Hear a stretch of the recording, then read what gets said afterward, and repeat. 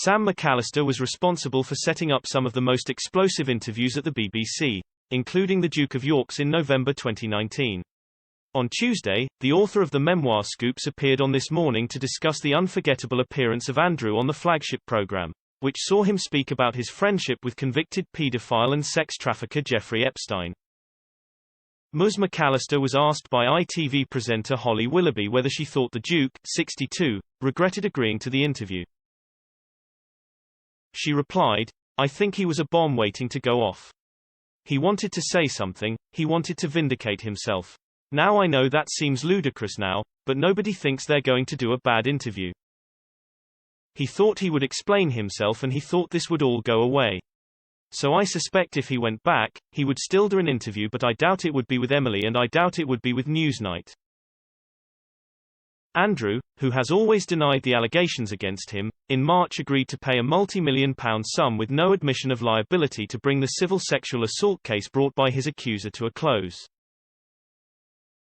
As part of the settlement, which is not an admission of guilt, the Duke vowed to demonstrate his regret for his association with Epstein by supporting the fight against the evils of sex trafficking, and by supporting its victims. But this did not save the prince's reputation, which virtually died as the Newsnight interview was broadcast.